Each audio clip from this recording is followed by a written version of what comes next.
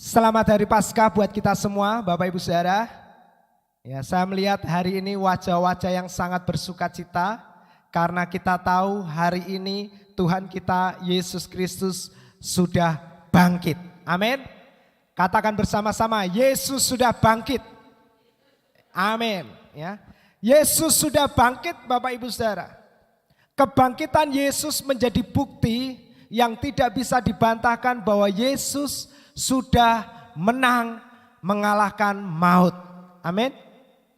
Karena itu kalau pemberkatan nikah Bapak Ibu Saudara di gereja kita ada satu kalimat yang tidak bisa lagi diucapkan Bapak Ibu ya.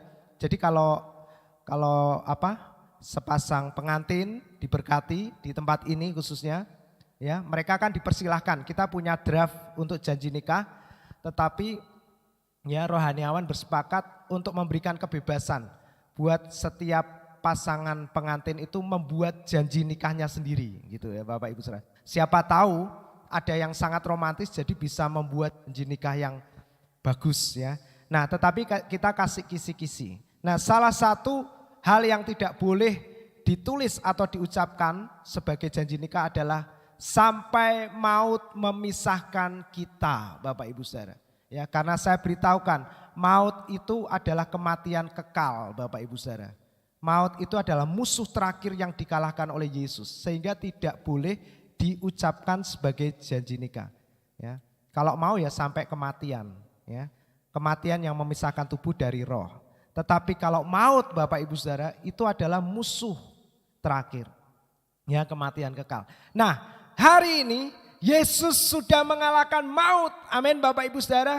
Sehingga ketika kita satu kali kelak meninggalkan tubuh yang fana ini, kita tahu ada kehidupan baru yang menanti kita, amin Bapak Ibu Saudara. Kehidupan yang baru dengan tubuh yang baru dalam sukacita yang kekal, tidak ada tangis sari mata, tidak ada kelaparan, tidak ada penderitaan di sana. Yang ada adalah sukacita memuji Tuhan sepanjang selama-lamanya. Amin. Wah, enak sekali Bapak Ibu Saudara. Ya. Kalau boleh memilih, ya, Yesus pernah Bapak Ibu Saudara berdoa demikian. Seperti ini. Bapa, kalau boleh, biarlah semua orang-orang yang percaya kepadaku hari ini juga dibawa ke surga. Karena Yesus tahu bahwa di dunia ini begitu sulit, susah, penuh dengan penderitaan. Yesus menginginkan semua kita yang percaya kepada Dia langsung diangkat ke surga. Tapi Yesus berkata, tetapi itu kan tidak mungkin.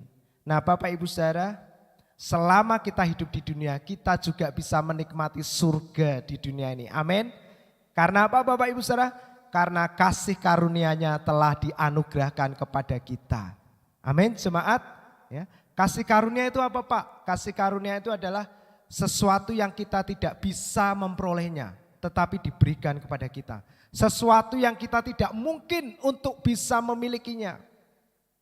Sesuatu yang tidak mungkin kita bisa meraihnya. Bahkan memikirkannya, merencanakannya, memimpikannya saja kita tidak berani Bapak Ibu Saudara. Dan tiba-tiba itu diberikan. Itu namanya anugerah, kasih karunia. Pemberian yang sebenarnya kita tidak bisa atau tidak layak untuk menerimanya. Jadi hari ini berbahagialah kalau saudaraku Anda merasa kita tidak bisa, kita lemah, kita tidak mampu, kita tidak sanggup. Itu artinya kasih karunia Tuhan yang akan bekerja dalam kehidupan kita. Amin. Amin. Bapak Ibu Saudara. Nah itu adalah kebahagiaan kita. Nah saya mau katakan sekali lagi, hari ini Yesus sudah menang mengalahkan maut dan kita adalah umat-umat yang lebih daripada pemenang. Amin. Karena kita tidak perlu menjalani proses yang Yesus jalani. Kita tidak perlu menderita, kita tidak perlu dipukul, kita tidak perlu diludahi. Bapak Ibu Saudara nonton kemarin tayangan The Passion ya, yang diputar hari Jumat kemarin, bagaimana cambuk yang mengerikan itu nancep di tubuh Yesus. Lalu ditarik sedemikian kasar oleh prajurit Roma sampai dagingnya keluar Bapak Ibu Saudara dan terlempar kemana-mana. Mengerikan sekali. Sampai ada salah satu anak tamborin Bapak Ibu Saudara tiba-tiba menangis di sini. Temennya sampai bilang, sebentar lagi kita mau tampil loh, kamu nggak apa-apa ya, gitu. Diambilin tisu, ya. Dia merasakan kasih Tuhan yang begitu dahsyat. Kita nggak perlu menjalani apa yang Yesus jalani. Yesus sudah mengalahkan maut, dia sudah menang. Dan dia memberikan kemenangannya bagi kita. Sehingga hari ini kita disebut sebagai orang-orang yang lebih daripada pemenang. Amin. Katakan bersama-sama, beritahu kiri kananmu, kita lebih daripada pemenang. Amin. Karena Yesus sudah menang. Dan kita tidak perlu menjalani prosesnya. Kita tinggal menerima kemenangan yang Yesus sudah raih, Bapak Ibu Saudara. Dan Yesus adalah gambaran mempelai pria bagi gerejanya. Kita semua adalah mempelai wanita, ya, yang sedang dipersiapkan oleh Roh Kudus, ya.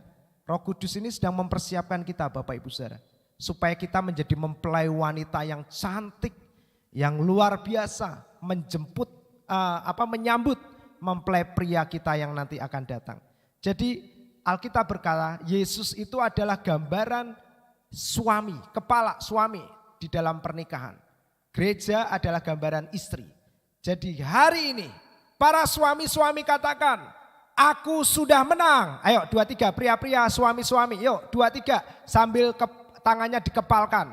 Karena Kristus adalah gambaran suami-suami, kepala. Ayo suami-suami, para pria yang mau menjadi suami atau punya iman akan menjadi suami. Yuk kita katakan, kita kepalkan tangan kita. 2-3. Aku sudah menang. Lebih keras lagi dong suami-suami. Ayo lebih semangat, tangannya diangkat. 2-3. Aku sudah menang. Amin. Berikan tepuk tangan. Suami-suami aja.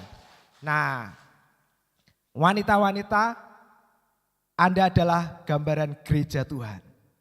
Gereja Tuhan disebut Yesus sudah menang. Gereja Tuhan disebut apa? Lebih dari pemenang. Wanita-wanita, yuk katakan lebih bersemangat. Kalau suami kita sudah menang, kita katakan wanita-wanita, saya lebih daripada pemenang. 2-3, so istri-istri aja, ibu-ibu dan wanita. 2-3. Waduh, ini ibu-ibu lebih semangat ini. Coba bapak-bapak, pria-pria lebih semangat lagi. Ayo katakan, saya sudah menang. 2-3. Sekarang ibu-ibu, saya lebih dari orang yang menang gitu. 2-3. Ya, kita berikan tepuk tangan. Ya. Ibu-ibu, Anda sangat diberkati. Posisi Anda itu pas ditempatkan oleh Yesus. Suami Anda menang, ya, menghasilkan. Anda tidak perlu menjalani seperti yang suami Anda jalani. Tapi kalaupun ada enggak apa-apa, berarti Anda memiliki kasih karunia yang double. Amin. Nah, Anda tinggal menerima, menikmati hasil kemenangan suami kita. Amin, Bapak Ibu Saudara. Nah, kita semua suami dan istri, kita sebagai gereja Tuhan. Hari ini bapak-bapak, kita semua juga lebih daripada pemenang. Kita tidak perlu menjalani proses yang Yesus jalani. Dan hari ini Yesus sudah memberikan kemenangannya pada hari yang ketiga kepada kita semua, gereja Tuhan. Amin. Yesus memberikannya kepada kita sebagai sebuah pemberian. Karena itu kita akan melihat tema Paskah kita tahun ini sebagai dengan judul The Gift of Righteousness. Katakan bersama-sama, hadiah kebenaran. 2-3, hadiah kebenaran. Ya. Roma 4 ayat 25. Mari kita baca bersama-sama Bapak Ibu Saudara. Ini ayat kita. 2-3. Yaitu Yesus yang telah diserahkan karena pelanggaran kita dan dibangkitkan karena pembenaran kita. Amin, Bapak Ibu Saudara. Jadi Bapak Ibu Saudara, kenapa Yesus harus dibangkitkan? Ya. Kenapa Yesus harus mati?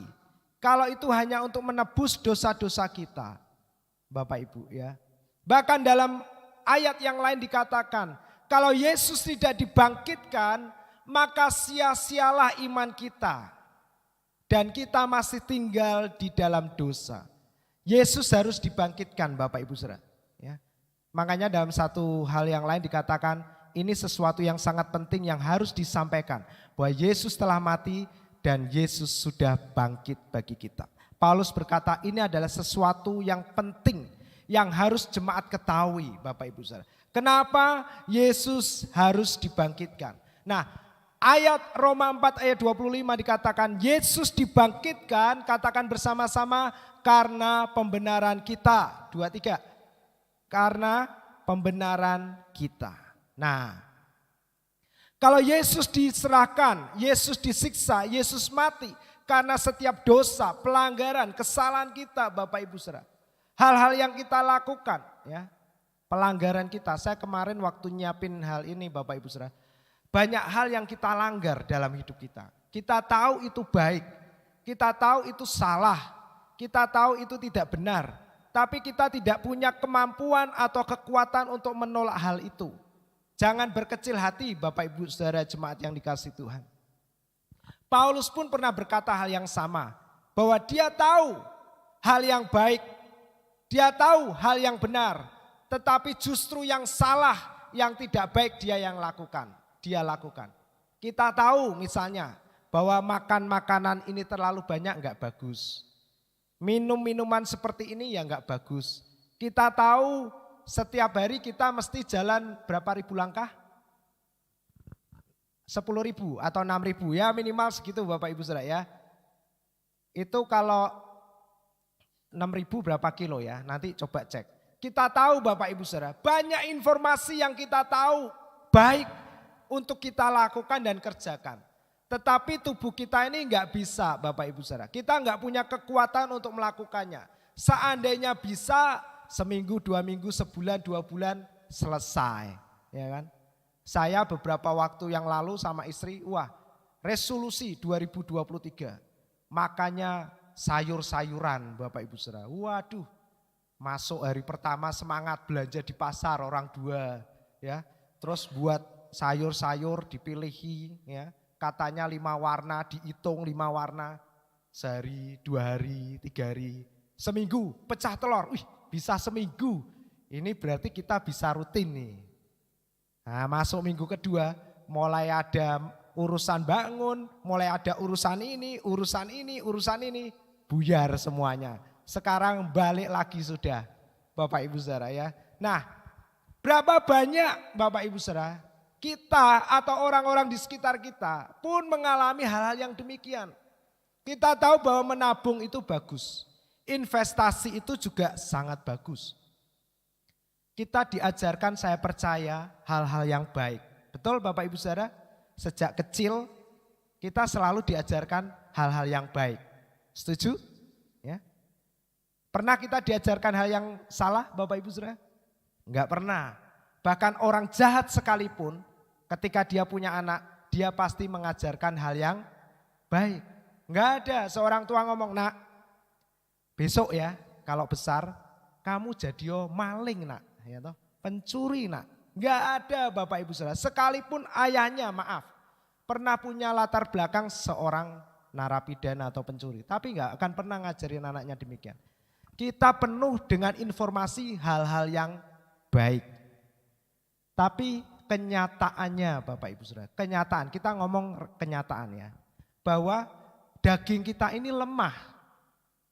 Kita enggak punya kekuatan untuk melakukan itu semua. Kita jatuh bangun, kita berdarah-darah Bapak Ibu Saudara ya, kalau hiperbolanya gitu loh, enggak mungkin terus netes-netes darah gitu, enggak Bapak Ibu Saudara. Tapi kita ini benar-benar rasanya payah banget gitu untuk menjalankan hal-hal baik yang masuk sebagai informasi dalam kehidupan kita. Karena itu Bapak Ibu Saudara, Yesus diserahkan karena banyak hal-hal yang kita langgar. Berbahagialah hari ini bahwa semua hal yang kita langgar, Yesus sudah menanggungnya di atas kayu salib. Amin. Sakit penyakit kita, kondisi ekonomi kita yang hancur-hancuran. Dulu bukan kita, mungkin ya orang lain ya Bapak Ibu Saudara. Kenapa? Ya karena ini loh, banyak hal-hal yang kita langgar. Dan bukan kita yang menanggungnya, tapi Yesus yang menanggungnya. Biasanya kalau kita dengar gini, oh Yesus mati untuk dosa-dosa kita. Yesus mati untuk menanggung kesalahan kita. Kita nggak ngerti kesalahan yang mana. Rasa-rasanya minim sekali kita melakukan kesalahan. Dalam tanda kutip yang kita anggap kesalahan berat. Misalnya mencuri, membunuh, yang lain-lain Bapak Ibu Saudara. Tetapi sebenarnya banyak akumulasi hal-hal kecil yang kita anggap itu biasa. Tetapi itu adalah buah dari pelanggaran kita. Ya yang saya kasih contoh tadi, makan makanan yang kita tahu itu tidak sehat, tidak baik. Anda tahu jeroan itu Bapak Ibu Saudara, itu kan makanan yang paling nikmat, betul ya? Enak sekali.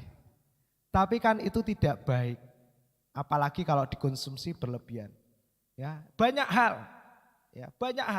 Tetapi kita tidak bisa melakukan, kita melanggar. Kita tahu bahwa sekian persen yang harus dibelanjakan, sekian persen yang harus ditabung, sekian persen yang harus dipakai untuk investasi, sekian persen yang bisa dipakai untuk kehidupan. Tapi ya Bapak Ibu Saudara, rasanya enggak bisa Pak, jangankan sekian persen. Orang buat hidup aja masih kurang ya, kok dihitung-hitung sebagian. Nah banyak hal yang kita langgar. Dan saya mau beritahukan kabar baiknya. Semua akibat dari pelanggaran saudara.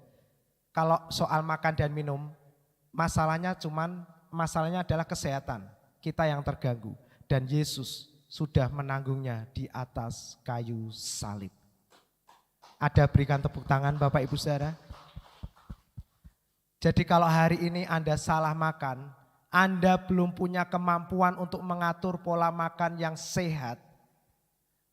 Bapak Ibu Saudara, jangan khawatir, jangan berkecil hati.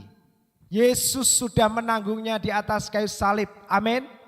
Dan saya percaya semakin Anda sadar akan Yesus dan karya salibnya yang sudah selesai, maka akan bekerja satu kuasa yang akan membuat kita, Bapak Ibu Saudara, memiliki kehidupan yang baik, yang benar. Amin.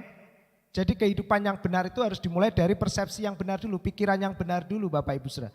Right believing, right living. Ya memang kita sering dengar gini, kita ini berolahraga bukan untuk menjadi sehat. Kita berolahraga karena kita orang-orang sehat. Tetapi Bapak Ibu Saudara, kenyataannya juga daging kita ini lemah. Ya. Jadi bagaimana? Ya, kayak Paulus berkata, terus aku harus bagaimana? Aku tahu hal-hal yang baik, aku tahu hal-hal yang jahat, tetapi justru yang kulakukan adalah hal-hal yang jahat, adalah hal-hal yang salah. Aku tahu yang baik seperti ini, tetapi justru saya langgar. Paulus berteriak, aku manusia celaka, aku harus bagaimana? Pernah kita berpikir demikian? Dah, gak ngerti wes. Umur berapa Tuhan panggil terserah. Bapak Ibu Saudara, mau makan sehat gak bisa, olahraga juga bolong-bolong Bapak Ibu Saudara. Ya, menabung juga bolong-bolong, akhirnya terpakai lagi. Ya, berhasil nabung 10.000, 10.000, 50.000. Tiba-tiba ada kebutuhan besar, terpakai habis semuanya. Nabung lagi, habis lagi. Nabung lagi, habis lagi. Capek. Ya. Hari-hari ini banyak sekali orang-orang yang lelah. Kenapa? Karena mereka berusaha untuk berbuat baik. Dan kenyataannya tetot gagal. Tetapi ada kabar baik bagi kita. Bahwa semua hal baik yang kita langgar, Yesus menanggungnya bagi kita. Amin. Kalau Anda sempat salah dalam mengonsumsi makanan-makanan minuman yang tidak baik, Yesus sudah menanggung. Dan Yesus berkata, oleh bilur-bilurku, kamu semua sudah, katakan, sembuh. Amin. Bapak Ibu Saudara, hari ini daripada alih-alih kita mikir berapa ya tensi saya, berapa ya kadar gula saya, berapa ya kadar kolesterol saya. Lebih baik Anda pakai waktu-waktu yang demikian untuk merenungkan firman. Setuju dengan saya? Amin.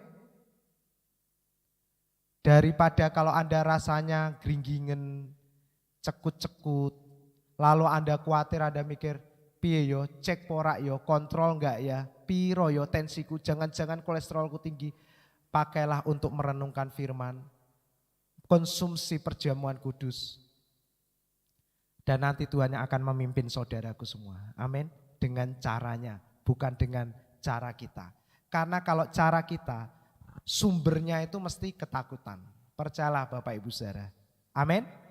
Tapi kalau cara Tuhan, sumbernya adalah peace. Amin. Damai sejahtera. Makanya saya selalu bilang, Bapak Ibu Saudara, kalau Tuhan taruh sesuatu, ide bisnis, usaha apapun dalam hidupmu, jalani saja. Lakukan, melangkah, jangan khawatir, jangan takut. Kenapa saya berani bilang gitu? Bapak Ibu Saudara, karena prinsip kalau Tuhan pimpin seseorang untuk bisnis, untuk berusaha, ingat-ingat Bapak Ibu Saudara. Yang pertama, prinsipnya adalah selalu yang ada pada kita. Amin. Dia tidak pernah menyuruh apa yang tidak kita punya. Selalu yang ada pada kita. Apa yang kamu punya, 5 roti dan 2 ikan, kasih ke saya. Apa yang kamu punya, segenggam tepung sedikit minyak. Buatlah dulu untuk Elia. Sisanya kamu makan. Janda itu bisa hidup 3,5 tahun sampai kelaparan itu selesai. Ada seorang janda yang ditagih utang. Ditanya, apa yang kamu punya? Saya cuma punya sedikit buli-buli minyak dalam buli-buli. Lalu Elisa bilang, pergi ke tetangga, ambil semua bejana-bejana. Bapak Ibu Saudara, bukan modalnya ya, untuk menampung ini loh hasilnya. Ambil semua bejana. Sebanyak mungkin yang kamu bisa kumpulkan. Lalu apa yang terjadi? Minyak yang ada di dalam buli-bulimu, sisa minyak yang sedikit itu, tuangkan ke bejana yang kamu kumpulkan. Dan Bapak Ibu sudah tahu, minyak yang kecil dituang dalam gentong yang besar segini. Sampai penuh melimpah. Enggak habis Bapak Ibu sudah. Pindah lagi ke gentong yang lain. Enggak habis. Padahal minyak yang buat nuang itu kecil sekali. Gentongnya gede sekali. Sekalipun yang kita lihat kecil di tangan kita, dan kita lihat kebutuhan kita lebih besar dari yang kita punya, jangan khawatir. Kita punya Tuhan yang lebih besar dari kebutuhan kita, amin. Dan akhirnya apa? Minyak itu baru berhenti ketika gentong-gentong yang besar itu habis. Terisi minyak dengan penuh, baru minyak yang kecil ini habis. Itu kalau ada gentong lagi, minyak itu akan terus mengalir. Jadi Bapak Ibu Saudara, hari ini saya mau berikan kabar baik bahwa Yesus sudah menanggung semua segala sesuatu yang pernah kita langgar dan yang sedang kita langgar dan yang akan kita langgar di kemudian hari. Yesus sudah menanggung semuanya di atas kayu salib dan Yesus berkata, sudah selesai. Amin. Sudah selesai. Artinya mulai hari ini sampai seterusnya, apapun yang kita langgar dalam hidup kita, tidak lagi kita merasa terintimidasi atau bersalah. Setiap kali Anda melanggar sesuatu, ingatlah akan karya salibnya. Ingatlah perkataannya, sudah selesai. Amin. Lalu Paulus berkata, jadi mungkinkah kita akan berpikir bahwa kita akan berbuat dosa seenaknya, melanggar seenaknya, karena kasih karunia telah dicurahkan melimpah dalam hidup kita? Paulus menjawab dengan luar biasa. Bagaimana mungkin kalau kita sudah mati atas dosa, masih bisa melakukan dosa? Bapak Ibu Saudara, hari ini kita bisa jatuh di dalam dosa. Tetapi percayalah, satu kali kelak bahwa kuasa Tuhan yang ada di dalam kita akan menghilangkan semua hal-hal yang buruk dari hidup kita tanpa harus kita bersusah payah. Amin. Ya. Banyak kesaksian toh kita dengar ya, yang sering saya ceritakan ya tentang bagaimana saya dulu suka minum minuman saset, minuman itu apa energy drink. Setiap kali di warung mesti minum itu. Kalau 1 hari nggak minum itu rasanya aneh. Tapi setiap kali saya mendengar Injil, saya tahu, dikasih tahu bahwa itu semua kalau dikonsumsi banyak berlebihan bahaya. Tapi saya nggak punya kemampuan. Tapi ketika saya mendengar Injil dari Pak Yakub, Pak Didi, dari setiap jemaat di tempat ini yang selalu ngomong tentang Yesus. Tiba-tiba saya nggak tahu, saya lupa kapan saya mulai tidak lagi mengkonsumsi minuman-minuman demikian. Jadi Bapak Ibu Saudara, jalani hidupmu dengan penuh sukacita. Karena kita tahu bahwa setiap kesalahan, pelanggaran, kelalaian kita dalam hal kesehatan, keuangan, pernikahan, semuanya sudah ditanggung oleh Tuhan Yesus. Dan Yesus berkata, sudah selesai. Amin. Ya. Kalau Anda sakit karena lalai dalam mengkonsumsi makanan, Yesus berkata, kamu sudah disembuhkan. Kalau Anda lalai dalam mengelola keuangan, Anda salah, Anda kepleset sehingga Anda terjatuh, terjebak dalam jerat hutang. Hari ini Yesus berkata, nak, sudah selesai, hutangmu sudah lunas. Amin. Yesus yang akan mengerjakannya bagi kita. Amin. Kita bisa salah dalam merancangkan segala sesuatu. Tetapi masa depan kita tidak akan pernah gagal. Amin. Karena masa depan kita adalah rancangannya, rencananya. Anda bisa salah dan mungkin akan sering salah. Tapi masa depan kita tidak akan pernah bisa gagal karena kesalahan kita. Karena masa depan kita adalah rencananya Dia. Amin. Dan Dia tidak pernah gagal. Amin Bapak Ibu Saudara. Dia tidak pernah salah. Bahkan dalam pernikahan yang Anda jalani, ketika Anda melihat suami Anda, ketika Anda melihat istri Anda, Tuhan tidak pernah salah. Dia selalu benar, termasuk menempatkan pasangan hidup Anda sampai saat ini. Amin. Coba suami, istri, tengok pasanganmu, ya. Percayalah bahwa itu adalah penolong yang sepadan. Pribadi yang terbaik yang Tuhan berikan. Saya kemarin konseling satu keluarga. Saya dapat sesuatu yang baik, Bapak Ibu. Kristus itu kan gambaran suami. Ya. Ini kan ibu-ibu. Saya dengan istri mengonseling seorang ibu-ibu, masih muda. Dia tidak bisa melihat Kristus di dalam suaminya. Saya bilang, kamu dikasih Tuhan, kamu percaya. Kamu percaya bahwa suamimu adalah yang terbaik dari Tuhan? Waduh, agak sulit, berat ngomongnya. Saya bilang, kalau kamu yakin dikasih Tuhan, kamu pasti yakin juga bahwa setiap orang yang ada di sampingmu itu yang terbaik dari Tuhan. Nah, kalau hari ini kita belum bisa melihat Kristus dalam hidup suamimu, saya lalu diingatkan oleh Roh Kudus pada waktu itu bahwa ada 2 orang murid Tuhan yang tidak bisa melihat Yesus pada saat itu. Yaitu 2 orang yang berjalan dari Emos pada hari kebangkitan Tuhan. Mereka mau balik ke hidup yang lama. Mereka dalam keadaan yang putus asa, kecewa.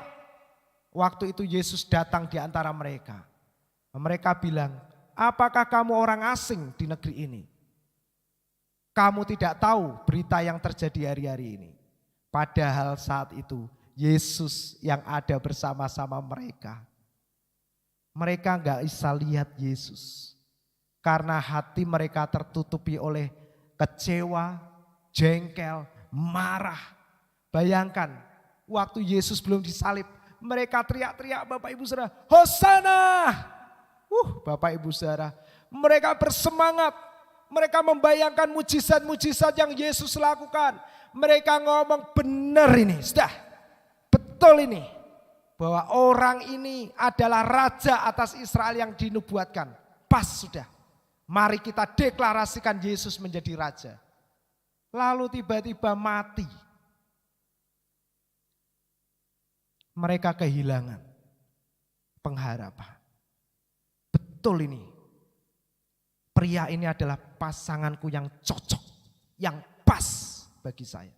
Wanita ini adalah wanita yang terbaik dari Tuhan buat saya. Pas ini, puji Tuhan. Lalu berjalannya waktu, kita mulai kecewa. Loh, kok seperti ini? Suami yang saya lihat dulu kok berbeda. Istri yang saya lihat dulu kok berbeda. Enggak bisa lihat seperti awalnya Tuhan merancangkan. Bapak Ibu Saudara, lalu Roh Kudus ingatkan saya tentang kisah 2 orang murid. Bagaimana 2 orang murid dari Emmaus ini dipulihkan dari kekecewaan mereka.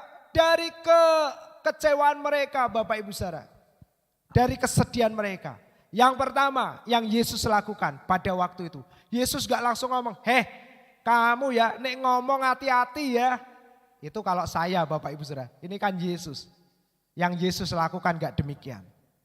Yesus mulai menceritakan kitab-kitab para nabi Bapak Ibu Saudara tentang dia.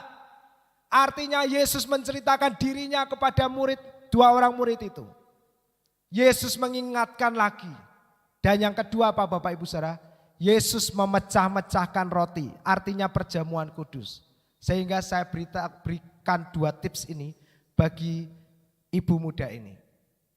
Kalau sampai hari ini engkau sulit melihat Kristus dalam pasanganmu, lakukan 2 hal ini. Nah ini cocok untuk semua kita Bapak Ibu. Saya sebenarnya enggak mempersiapkan materi ini, tapi saya enggak ngerti Bapak Ibu Saudara ya, bahwa hari ini saya dipimpin untuk ngomong tentang pernikahan dan keluarga. Saya percaya mungkin ada Bapak Ibu yang membutuhkan dan Tuhan mengasihi kita. Amin. Lakukan 2 hal ini. Kalau Anda sulit melihat Kristus dalam pasangan Anda, yang pertama, dengarkan firman tentang Yesus. Amin. Dengarkan firman tentang Yesus, jangan tentang yang lain. Kemarin saya buat status karena ada satu acara yang ditulis seperti ini. Kesembuhan itu dekat dengan doa syafaat. Bapak Ibu Saudara, itu bukan kebenaran. Kesembuhan itu ada di dalam kita dan sudah terjadi. Amin. Kesembuhan itu bukan belum terjadi, sudah terjadi. Nah, Bapak Ibu Saudara, dengarkan firman-firman tentang Yesus. Amin. Ibu-ibu amin. Ya. Jangan dengarkan telenovela, ya. Sinetron-sinetron yang isinya pertengkaran, balas dendam, perceraian, ya perselingkuhan. Waduh, Bapak Ibu Saudara. Enggak apa-apa kalau untuk sesekali ya. Tapi Anda harus dengarkan firman. Jangan dengarkan gosip, digosok semakin sip. Ya, jangan. Dengarkan firman. Apalagi kalau Anda jengkel sama suamimu, atau suami-suami Anda sedang dalam tanda kutip berdedek ya, atau suami berdedek dengan istri, istri dengan suami, suami dengan istri, jangan lantar langsung ngomel, marah. Dengarkanlah Injil. Dengarkan Injil. Yang kedua, perjamuan kudus. Pecah roti, minum anggur. Pecah roti, minum anggur. Katakan, Tuhan terima kasih untuk tubuhmu, aku makan dalam nama Yesus. Amin. Tuhan terima kasih untuk darahmu, aku minum dalam nama Yesus. Simpel aja. Sering-sering Anda melakukan, saya percaya. Saya percaya Bapak Ibu Saudara. Saya percaya. Apa yang terjadi pada 2 orang murid yang menuju ke Emmaus, itu pasti terjadi bagi kita semua di tempat ini. Amin. Setiap kali Anda mendengarkan firman Kristus, Anda memecahkan roti, maka secara perlahan-lahan Anda akan melihat Kristus dalam pasangan Anda. Dan Anda akan semakin mencintainya, semakin menyayanginya. Rasanya akan sulit sekali untuk melukai hatinya. Amin. Amin Bapak Ibu Saudara. Ya, gampang sudah 2 tips itu aja. Nah Bapak Ibu Saudara, hari ini Yesus sudah diserahkan karena pelanggaran-pelanggaran kita dan tidak berhenti di situ. Yesus sudah bangkit. Amin. Karena apa Bapak Ibu Saudara? Yesus bangkit sebagai bukti bahwa kita semua sudah dibenarkan. Jadi ternyata pada zaman dahulu Bapak Ibu, imam besar itu ketika hendak mempersembahkan korban bakaran pengampunan dosa, imam itu kan menerima korban yang dibawa oleh bangsa Israel. Lalu memeriksa apakah anak domba ini sempurna atau tidak. Ya, lalu setelah diperiksa selesai, imam ini masuk ke dalam ruang Maha Kudus, Bapak Ibu Saudara. Lalu mempersembahkan korban di situ. Nah, bangsa Israel ini nunggu di depan kemah gitu. Ya. Kalau imam ini kembali keluar, itu artinya bahwa korban ini diterima oleh Tuhan. Tapi kalau imam itu enggak keluar-keluar, artinya korban itu ditolak oleh Tuhan. Nah, hari ini Yesus adalah imam besar kita. Amin. Ya. Yesus dibangkitkan. Artinya apa? Korban Yesus itu diterima oleh Bapa di surga. Amin. Dan hari ini Anda dan saya dinyatakan. Katakan bersama-sama, dinyatakan oleh Bapa di surga bahwa kita semua adalah orang-orang benar. Amin. Kalau Bapak Ibu Saudara perhatikan ya, Roma 4 ayat 25 ini dikatakan Yesus dibangkitkan karena pembenaran kita. Ada kata pembenaran. Kalau kita lihat di ayat-ayat sebelumnya, ya mana ini ya. Nah ini, Roma 4 ayat 21 dan 22 ya, ayat 21 dan 22. Dikatakan ayat 22 ada kata yang mirip. Dengan penuh keyakinan bahwa Allah berkuasa untuk melaksanakan apa yang telah Ia janjikan. Ini Abraham. Karena itu apa yang Abraham lakukan itu diperhitungkan oleh Tuhan kepada Abraham sebagai, katakan bersama-sama, kebenaran. Nah, Anda tahu kata kebenaran yang diakui oleh Tuhan untuk Abraham itu adalah kebenaran yang dilakukan oleh Abraham. Ya, perhatikan. Dua hal yang mirip tapi berbeda. Jadi kata kebenaran di sini itu adalah kebenaran berdasarkan usahanya Abraham. Jadi waktu Tuhan ngomong Abraham, berikan anakmu, lalu Abraham menyerahkan anaknya, Bapak Ibu Saudara, itu diperhitungkan oleh Tuhan sebagai kebenaran. Artinya sesuatu yang dilakukan oleh Abraham. Tetapi berbeda, Bapak Ibu Saudara ya. Dengan ini, Roma 4 ayat 25, Yesus dibangkitkan karena pembenaran kita. Nah, kata pembenaran di sini artinya Tuhan yang mendeklarasikan, Tuhan yang memberikannya. Kita sebenarnya enggak seperti Abraham sama sekali. Pernah di sini ada waktu kita punya anak, oe gitu kan. Lalu Tuhan ngomong, "Hai ibu, persembahkan bayimu." Pernah? Enggak ada. Ya, jangankan persembahkan bayimu, ya kan? Kadang kita ada suara, waduh Tuhan, ini uangnya mepet Tuhan, gitu kan. Nah, jadi kita nggak bisa seperti Abraham. Abraham adalah Abraham, tetapi kita adalah kita. Amin, Bapak Ibu Saudara. Saya bukan Pak Yakub juga bukan Vincent. Ya. Bumul bukan Bufoni, Bufoni juga bukan Bumul. Yesus mau kita datang sebagaimana kita. Amin. Datanglah sebagaimana kita, Bapak Ibu Saudara. Karena Tuhan menghargai kita apa adanya. Bukan melihat kita sebagai orang lain. Nah, Bapak Ibu Saudara, kalau Abraham bisa, kita enggak bisa, Bapak Ibu Saudara. Karena itu Yesus dibangkitkan, itu menunjukkan bahwa surga mendeklarasikan kepada dunia bahwa kita adalah orang-orang benar. Amin. Bukan karena perbuatan kita. Kalau kebenaran yang untuk Abraham tadi karena hasil perbuatan Abraham. Tapi yang ayat 25 ini, kebenaran yang Tuhan berikan bagi kita bukan hasil perbuatan kita. Tapi hasil dari apa yang Yesus sudah lakukan di atas kayu salib. Amin, Bapak Ibu. Ya. Jadi hari ini kasih salam kiri kananmu, katakan selamat kamu orang benar. Bapak Ibu Saudara. Ya. Orang benar. Bukan karena perbuatan kita, ingat baik-baik Bapak Ibu Saudara. Kita orang benar bukan karena perbuatan baik. Kenapa? Karena kita tahu kita banyak melanggar. Bahkan setelah Yesus bangkit pun, setelah kita percaya Yesus pun, bukan berarti hidup kita tidak pernah melanggar. Ya. Sudah tahu, lampu merah itu berhenti, lampu hijau itu jalan, lampu orange itu pelan-pelan. Ya. Tapi apa yang kita lakukan? Kalau lampu orange, tambah tancap gas, wuss, Bapak Ibu saya. Buar lampu orange terus langsung merah, cit, itu Bapak Ibu saya. Kalau lihat kiri kanan aman, bablas kayak aja Bapak Ibu saya. Nah, banyak hal yang kita langgar, tapi Yesus sudah menanggung itu semua. Amin. Dan tidak hanya ditanggung, tapi Yesus juga memulihkan nama baik kita. Kita bukan sebagai orang-orang jahat atau orang-orang berdosa. Kita orang-orang benar. Nah Bapak Ibu saudara, saya lompati aja ya. Nah, sebagai orang benar Bapak Ibu saudara perhatikan. Nah ini yang kita mau bahas. Sekarang kita tidak lagi membahas ini boleh atau tidak boleh.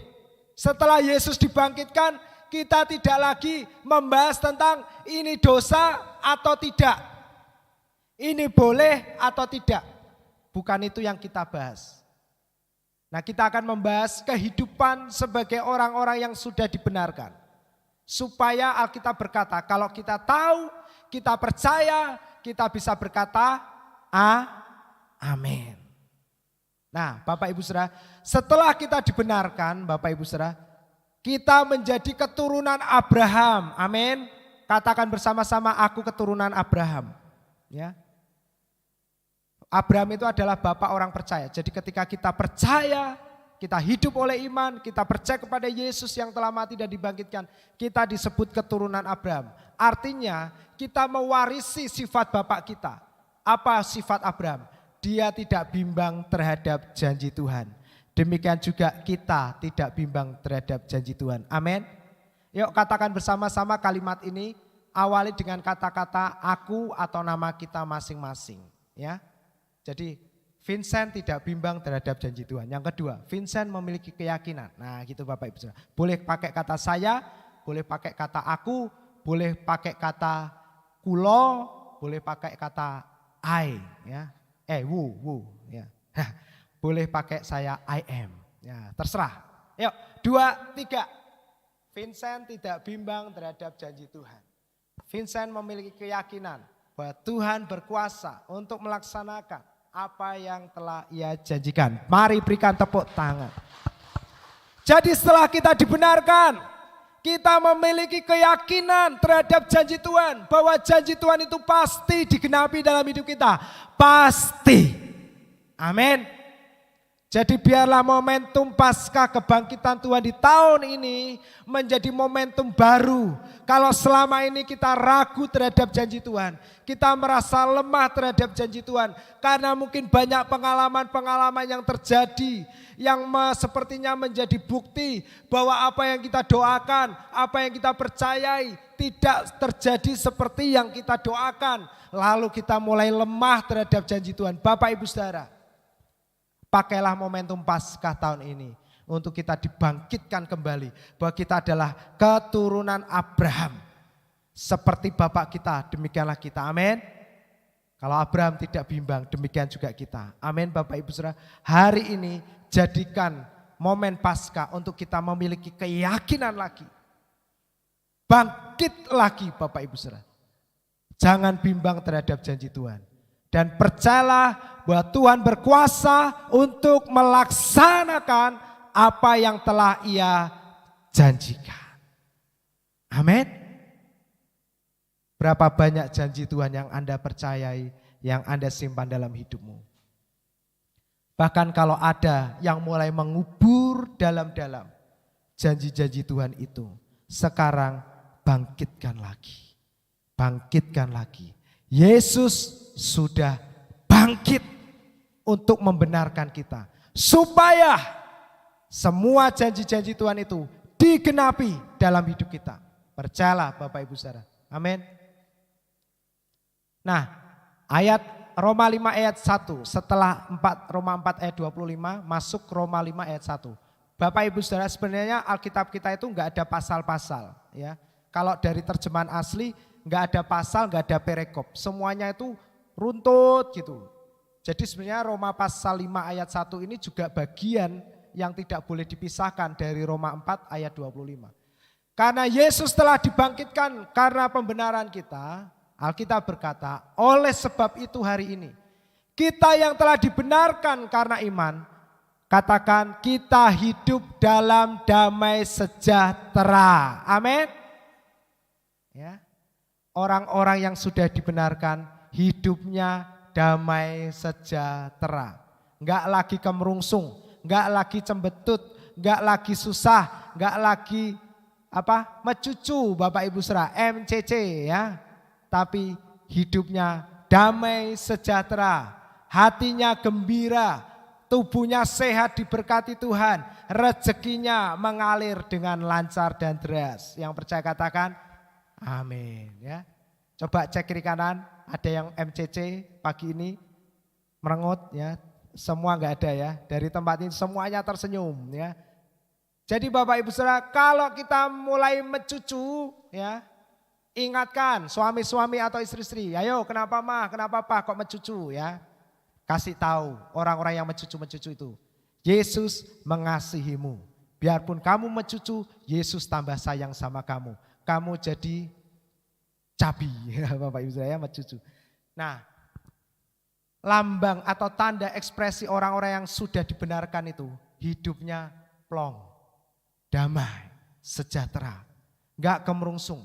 Sekalipun uangnya diambil orang, ya kemarin Pak Yakub cerita ilustrasi, sekalipun uangnya diambil orang, ditipu orang, enggak peduli. Karena itu bukan uang saya, itu adalah uangnya Tuhan. Amin. Bapak Ibu Saudara, kita hidup dalam damai sejahtera. Nah, oleh Dia kita juga beroleh jalan masuk ya. Tema Jumat Agung, jalan baru. Nah sekarang kita tahu jalan baru itu jalan kemana? Jalan masuk kepada kasih karunia. Katakan bersama-sama kasih karunia. Jadi Bapak Ibu Saudara, karena Yesus dibangkitkan, kematiannya itu membuka jalan baru bagi kita. Nah Roma 5 ayat 2 memberitahukan jalan baru itu jalan kemana?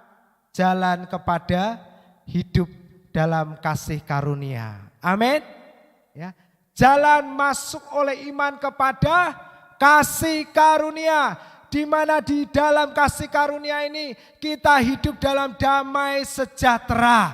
Kenapa? Karena kita tahu bahwa hidup kita di sini di dalam kasih karunia adalah bukan tentang kita lagi, bukan tentang apa yang saya harus lakukan, bukan tentang apa yang saya harus usahakan untuk saya menjadi sembuh, untuk hutang-hutang saya lunas, untuk keuangan saya membaik. Hidup di dalam kasih karunia bukan lagi tentang kita, bukan tentang apa yang harus saya lakukan. Sehingga kita masih hidup dalam stres, tertekan, menderita di dalam kasih karunia. Tuhan tidak pernah menginginkan hal itu terjadi bagi kita. Amin. Kalau Anda hidup di sini, dalam kehidupan lama sebelum Yesus mati dan dibangkitkan, di sini hidup ini bergantung berdasarkan apa yang kita harus lakukan. Kalau Anda mau sehat, Anda mau sembuh, Anda harus A, B, C, D, E. Kalau Anda mau hutang-hutang Anda lunas, Anda harus A, B, C, D, E. Tetapi Bapak Ibu Saudara, hidup di sini bukanlah rancangan Tuhan. Amin. Karena Kejadian 1 berkata, manusia diciptakan pada hari yang ke-6. Kenapa hari yang ke-6? Karena hari pertama sampai hari ke-5 dan ke-6 sebelum manusia diciptakan, Tuhan sudah menyediakan semua yang manusia butuhkan. Amin. Tapi karena dunia sudah jatuh dalam dosa, manusia berpikir bahwa hidupku itu di sini loh. Aku harus berusaha keras, aku harus berjuang keras supaya hidupku baik, supaya aku sembuh. Dan Tuhan tidak menginginkan kita hidup di sini. Dia rasanya enggak tegel. Sampai hatinya akhirnya membuat dia harus turun ke dunia, mati dan dibangkitkan supaya kita dibenarkan, jalan baru terbuka, kita bisa berjalan dan masuk dalam kehidupan yang baru, hidup di dalam kasih karunia. Di mana segala sesuatu yang kita tidak mampu, yang kita tidak bisa, yang kita tidak mungkin untuk meraihnya. Tuhan yang akan mengerjakannya bagi kita. Amin. Kita berikan tepuk tangan yang luar biasa. Bahkan ketika Anda merasa mati 4 hari 4 malam kayak Lazarus, nggak bisa apa-apa, seperti orang mati, Tuhan akan membangkitkan kita. Amin. Bapak Ibu Saudara, dunia ini sudah semakin gelap dan jahat. Dunia ini akan bertambah menakutkan. Sekalipun banyak orang berdoa bahwa dunia ini akan bertambah baik, ekonomi akan berubah menjadi baik, tetapi itu tidak mungkin karena Alkitab sudah menuliskannya untuk kita. Kabar baiknya, Tuhan sudah memberikan kita kehidupan di luar dari dunia ini, yaitu kehidupan di dalam Yesus. Amin. Di mana Anda tidak lagi berkompetisi di sana. Di sana, Bapak Ibu Saudara, kita akan stres, kita akan jatuh bangun, kita mungkin akan kalah dan terus kalah. Tapi di sini kita menikmati kemenangan dari Tuhan. Amin. Apa yang tidak mungkin, saya minta tolong pemusik bisa maju ke depan. Apa yang tidak mungkin, apa yang tidak bisa, apa yang mustahil bagi kita, Tuhan yang akan mengerjakannya bagi kita. Yang percaya katakan, amin. Bapak Ibu, ya. Jadi kalau hari-hari ini awal tahun 2023, baik Anda yang ada di tempat ini, Anda yang menyaksikan tayangan ini, Anda merasa tahun ini menjadi tahun-tahun yang sulit, tahun-tahun yang berat, ya. Berarti Anda belum tinggal di sini. Anda masih merasa bahwa ini Anda yang harus menghadapinya. Karena seharusnya orang-orang yang menikmati kasih karunia Tuhan melihat segala sesuatunya itu ringan, enteng, tidak ada beban lagi. Karena kita tahu hidup kita ini bukan tentang kita lagi, tapi tentang Yesus dan apa yang Yesus sudah lakukan dan akan lakukan bagi kita. Hidupku bukan tentang aku lagi, tapi tentang Yesus. Sebab Dia hidup, katakan yang percaya, ada hari esok. Sebab Dia hidup. Katakan dengan yakin dan percaya. Ku tak gentar. Karena apa saudaraku? Karena ku tahu Dia pegang hari esok. Hidup jadi berarti sebab, katakan, Yesus hidup. Because He lives. Because He lives. Katakan, I can face tomorrow. I can face tomorrow. Because He lives. Because He lives. All fear is gone. All fear is gone. Because I know He holds the future. He holds the future. And with His word the living just because He lives. Jemaat yang dikasihi Tuhan, Yesus sudah bangkit. Jangan ada lagi di antara kita yang takut, gentar, dan khawatir. Hadapi masa depanmu. Lihat masa depanmu. Tatap masa depanmu. Kita bisa gagal, kita bisa jatuh, tapi masa depan kita tidak pernah bisa gagal. Karena masa depan kita adalah rancangannya. Amin. Dan Dia tidak pernah gagal. Mari kita berdiri, kita nyanyikan lagu ini dengan sukacita. Anak Allah, Yesus namanya. Amin. Anak Allah, Yesus namanya, menyembuhkan, menyucikan. Silakan berikan salam Bapak Ibu Saudara. Terus dosaku kubur kosong membuktikan Dia hidup.